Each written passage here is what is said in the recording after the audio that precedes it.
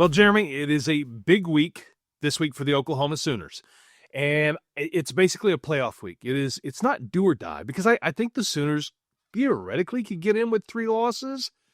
But after watching LSU Alabama this past weekend and seeing the result of Texas A&M Missouri, I am growing more and more confident that an Alabama victory, or at least showing up and looking pretty decent against the Crimson Tide, could be the ticket to the Sooners getting to the college football playoff.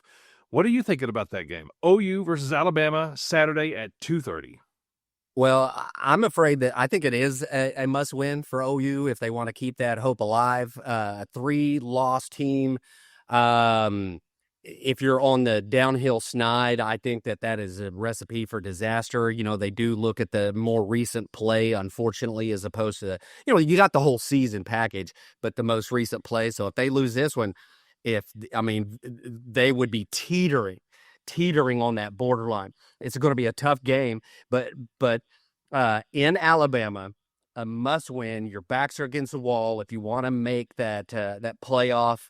What are their chances of making the SEC championship game? Is there still a path to that? I have heard no conversation about that. I would have to presume it is 0. Well, the reason why I ask is you could backdoor your way into the playoff if you can get to that game and win it and sneak in. And I think probably because the 12-team playoff now, that's why no one's really talking about it, because conference championships are nice. But in football in particular, everybody wants that national title. Winning the SEC, winning the Big 12, those type of things are great, but everybody wants that national title. And so winning the conference is now no longer as important as what it used to be. And so that's why I think that OU, if OU wins, I could see them getting in. If OU loses, then I'm telling you, it's going to come down to those last couple of games, and they're going to have to win big. They're going to have to put on a show to try and maintain that ranking, because you got teams, you got your teams sliding through. Indiana survived a tough matchup, a couple things like that. And there could be some other teams start to sneak in. There could be a Big 12 team sneak in, depending on what happens with BYU. Mm-hmm. So, well, and Notre Dame, greatest team ever. Greatest team ever, Notre Dame. Absolutely. I mean, possibly gotten that. Oh, right. I think possibly the greatest team ever. Don't need Knute Rockne. Right. We'll have to run the numbers. So I'm looking at the SEC standings right now. You got Texas A&M and Alabama atop at 6-0. Don't give me the lion. I don't know how the East and West is divided. Whatever. But you got 6-0 Texas A&M, 6-0 Alabama, 6-1 Georgia, 5-1 Mississippi, 4-1 Texas, 4-2 Vandy, 3-2 Oklahoma. Yeah, it's only a couple of losses difference, but there's so many teams in between. I mean, if I'm the Sooners, the thought of an SEC title game, so many things would have to happen for that. So the best path for Oklahoma is just win out. Well, right. And considering who the losses are to, Mississippi and Texas, that definitely throws a much harder path to get to that SEC championship game. But you're right. If you win out, if OU wins out, they have an absolute legitimate shot to be in that top 12. And if they can beat Alabama and those remaining teams, I think they should be. But you're right. Win and you're in. Basically, win and you're in. If they win out, they will be one of the hotter teams in the country at that point. Yeah. Oh, absolutely. And you mentioned needing to put on a show if they lost to Alabama, needing to put on a show against Missouri and then LSU. For the Sooners, them putting on a show, that's going to be on defense. And I think it's one of the, whether or not Oklahoma's the best defensive team in the country, what we saw from R. Mason Thomas holding that guy off with his arm and running that fumble back for a touchdown. What a play. What a play. They need R. Mason Thomas. I saw a report where he was asked about his availability for this weekend, and he said, we'll see. That doesn't encourage me a ton, but I think it's vital for R. Mason Thomas to be playing in Tuscaloosa Saturday. Well, you have to understand, though, his coaches might have said, don't say anything. It could be this is part of that game, that gamesmanship, I guess would be a better way to say it, where we have a legitimate injury, but we don't have to tell you all of the details on that. And we could list these questionable, and everybody's questionable almost at this point. Anyway, really. I'm questionable day to day. 100% day to day. But I mean, so he might have been told, don't give away the goose, what's going on here. And that doesn't necessarily mean that he's 100% in or 100% out. We don't know.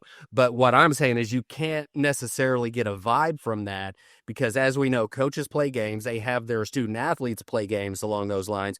And the least amount of information you can give your opponent, the better. We have watched sports together since I've known you, since 15, 16 years old, 40 years. How much can you read into a 20-9 win? How much does that translate to this week? Because when I see Alabama only scoring 20 points, I'm like, they scored 20 points on LSU. How are they going to score 10 on Oklahoma? Well, unfortunately, I don't think at this day and time, I don't think there is translation across. I think there are matchups, and some matchups are better than other matchups, right? Sometimes in basketball, for example, Team A can beat Team B every time because of the style. Team B can beat Team C every time, but Team C always beats Team A. And it's just those matchups, those styles. And so that's what OU has to contend with this week is, do they have the same style of defense that LSU had to hold them to 20, or can they improve upon that and get it lower than that? And so I'm not sure you can translate anything from last week to this week. Now, when it comes to injuries and trends, maybe, but in a one game encapsulation, I don't think you can. I think you kind of have to look at the overall season. And again, with OU's defense, with some of the players possibly being out or not, that's going to play a huge factor on if he comes back. OU defense is significantly improved just by one player. And you know that with R. Mason Thomas back, Venables will be more likely to call blitzes and allow R. Mason Thomas to do his own thing. Because R. Mason Thomas, if you've watched a lot of the Sooners games, likes to line up to the outside when he's coming after you. He's almost always offside. He's like teetering because he wants just that edge. But when he comes up there, if you're a quarterback, if you're Ty Simpson, Alabama quarterback, you have to be thinking, holy crap, I don't want to be seeing that for 4 quarters on Saturday. So it would be huge to have him back. Well, for OU, absolutely. And if you're Alabama, you don't want that because he is just an absolute disruptor. I mean, in the passing game in particular, but just an absolute disruptor on that defensive line. Coming off the edge like that, absolutely. That's how he got that incredible play, making that happen, a one-man band on that deal. So if you're Bama, though, you coach around that. You coach like he's going to be there. You prepare like he's going to be there. Because if it's the second team guy, well, you're prepared for the first team guy, so you're better off. And if the first team guy is there, then clearly you prepared for the best. And so, that's where you're talking about draw plays, little screen plays, maybe some bubble screens to kind of relieve some of that pressure, run right at him. Sometimes, the coaches, Alabama coaches know what they're doing. They don't need my advice, but it makes we played video games. It makes a lot of sense. I mean, that stuff does played the coaches in flag football in your junior year of high school. Did we ever? I remember you made a preacher cuss once. I did. Yeah. God bless America. Yeah, good times. So we're not making our official picks on this show, but it's Alabama's a 6.5 point favorite. We'll think about it. I do think OU's going to be in this game. Whether they win, we'll get to that in another video. So for right now, let's just wrap a bow on OU versus Alabama. Okay.